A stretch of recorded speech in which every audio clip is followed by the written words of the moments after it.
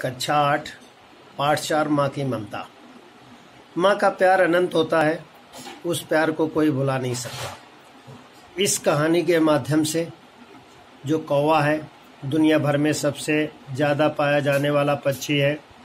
आकाश में उड़ने वाले पक्षियों में यह सबसे ज़्यादा बुद्धिमान माना जाता है। कौवे का मस्तिष्क काफ़ी विकसित होता है, जिसकी संरचना इंसानों के मस्तिष्क से मिलती जुलती होती है।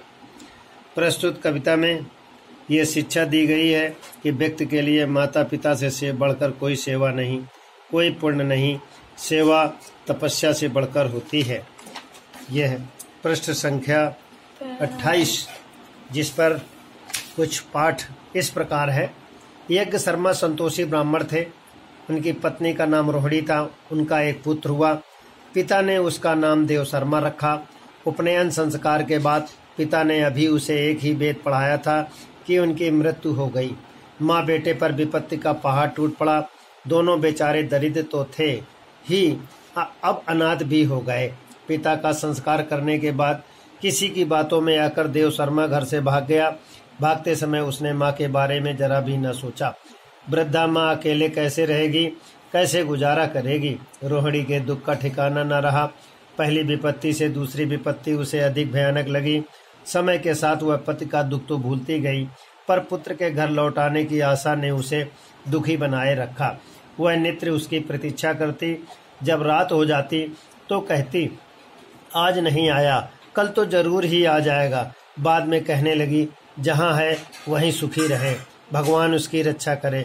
पर उसके चित्त से प्रतीक्षा की भावना न गई। वह पुत्र की प्रतीक्षा में ही जीवन बिताने लगी। घर से निकलकर देव शर्मा गंगा आदि तीर्थों पर स्नान, ध्यान, दर्शन, अध्ययन करता हुआ ब्रह्मचारी के वेश में घूमता घामता नंदीग्राम आया और वहीं एक मठ में रहने लगा। संयम के साथ जब तप में उसमें अपूर्व शक्ति उत्पन्न हो गई, सिद्धि प्राप्त हो गई।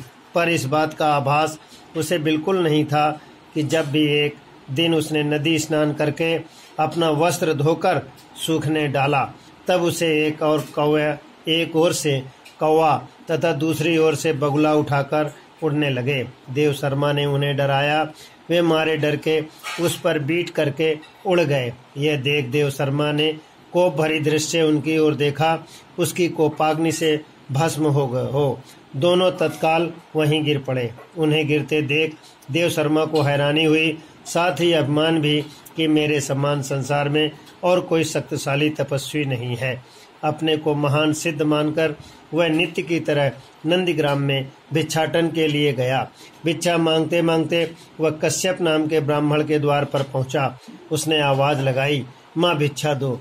कश्यप की पतिव्रता पत्नी सावित्री उस समय पति सेवा में तत्पर थी। वह देर तक चुपचाप पति सेवा में लगी रही। उसने पानी गर्म किया, उससे पति के पांव धोए। जब पति आराम से बैठ गया, तब वह भिक्षा लेकर ब्रह्मचारी के पास आकर उसे भिक्षा देने लगी। परंतु ब्रह्मचारी को तो अपनी सिद्धि पर अभिमान था। वह कभी का चला जाता, किंतु इस अपमान का बदला लेने के लिए ही वह वहां खड़ा था। उसने इस पतिव्रता सावित्री को जलाने की इच्छा से घूर कर देखा। उसे वैसे देखकर सावित्री ने हंसकर कहा, न मैं काक हूँ, न ही बलाका हूँ जिन्हें तूने जलाया। वे नदी पर ही जल गए। अब तुझसे कोई नहीं जलता। क्रोधी, यदि भिक्षा लेनी हो तो ले ले। व्यर्थ घूर घूर कर क्या देखता है, तेरा को क्रोध करना व्यर्थ है। सावित्री की यह बात सुनकर देव शर्मा हक्का बक्का रह गया और चुपचाप भिक्षा लेकर चला गया। वह रास्ते पर सोचता रहा कि इस स्त्री में दूर घटित घटना को जान लेने की सामर्थ्य कैसे आई। यही सोचता सोचता वह मठ में पहुंच गया। बहुत माथा मारने पर भी जब वह न जान सका, तब भिक्षा का पात्र मठ में रखकर फिर सावित्री के पास जाकर उससे विनय पूर्वक पूछा, देवी, मैं आपसे यह जानने आया हूँ कि एकांत में घटित उस घटना का ज्ञान आपको यहाँ बैठे कैसे हो गया। सावित्री बोली, ब्राह्मण देवता, स्त्रियों के लिए पति सेवा सबसे बड़ा धर्म है। वही मैं नित्य करती हूँ। जब तक तो मैंने कभी नहीं किया, लेकिन पति को संतुष्ट रखने के लिए सभी प्रयत्न करती हूँ। इसलिए दूर की बात जानने की शक्ति मुझ में अपने आप उत्पन्न हो गई।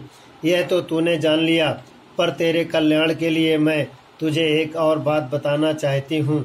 ये तू समझ जाए तो सुन। तू कर्तव्य भ्रष्ट है। पिता के मरते ही तू श्राद्ध करके अपनी बूढ़ी असहाय विधवा माँ को छोड़कर अपने पेट भरने के लिए इधर भाग आया।